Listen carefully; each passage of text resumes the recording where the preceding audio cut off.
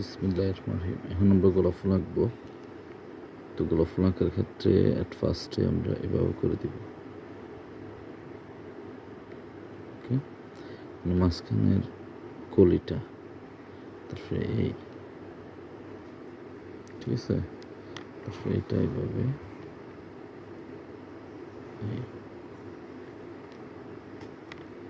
এই পাশেও একটা দিব,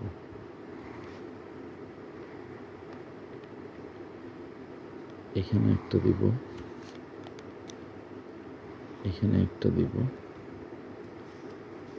নিচে একটা পাপড়ি দিলাম, মানে এখানে 2-3টা পাপড়ি একসাথে অ্যাড এরকম জাতীয় বুঝাবো। ঠিক আছে, যদি আমি চাই যে গোলাপ এর অধিক আঁকতে, তাহলে আমি এখানে একটা দিই। ঠিক আছে, গোলাপের ঝাড় আঁকবো আর কি, মানে গোলাপের মানে ধরুন অনেকগুলো গোলাপ একসাথে বোঝানোর জন্য এটা তাইলে এদিকে বাঁকা করে দিই, এটা উপরেরটা থেকে একটু ছোট দিই, তাহলে জিনিসটা দেখতে সুন্দর লাগবে।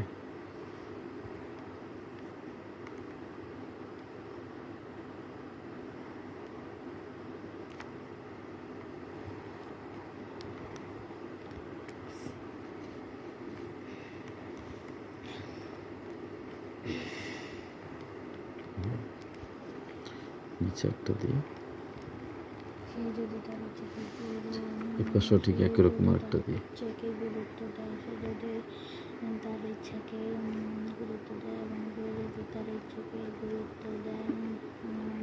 মাঝখানের ভিতরটা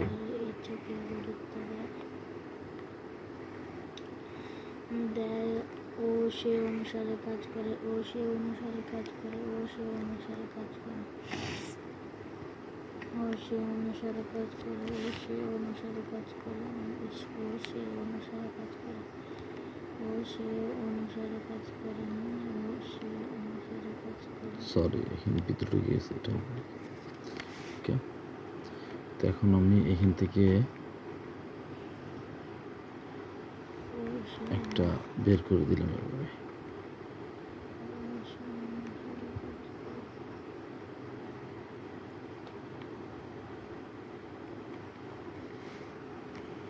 এটাও ঠিক একই রকম।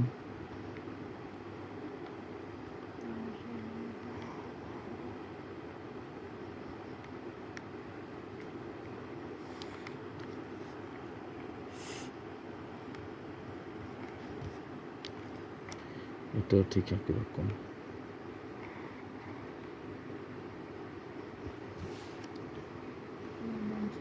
কাজ করে, তবে সে হিমালয়ের চূড়ায় উঠতে সফল হবে, তবে সে হিমালয়ের চূড়ায় উঠতে সফল হবে, তবে সে হিমালয়ের চূড়ায় উঠতে সফল হবে, তবে সে হিমালয়ের চূড়ায় সবগুলো মতো এরকম করে, তবে সে হিমালয়ের চূড়ায় উঠতে সফল হবে, তবে সে হিমালয়ের চূড়ায় উঠতে সফল হবে। 3টে গোলাপ আঁকলাম। যদি এখানে আমি যে পাতা দিতে চাই, পাতা দিতে পারবো। পাতা দেওয়ার নিয়ম হচ্ছে যে এভাবে করে দিয়ে 3টে দিব না, তাহলে এই একটা পাতার দিলাম, একটা পাতার ডাটা দিলাম, একটা পাতার ডাটা দিলাম, 3টা পাতার ডাটা দিলাম।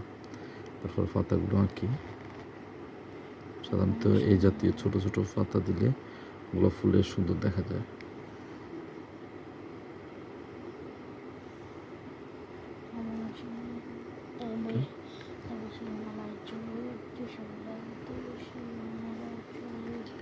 এই গোলাপ ফুলের পাতাগুলো দিলাম।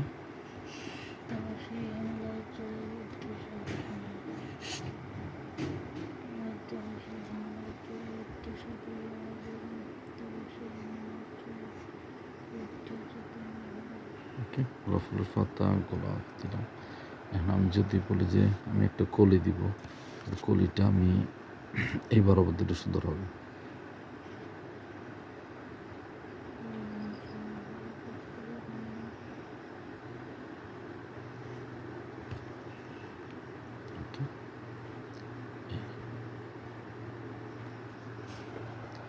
হচ্ছে আমার গোলাপ সহ পাতা আছে, কলি আছে, এই গোলাপের মধ্যে 3টা গোলাপ একসাথে।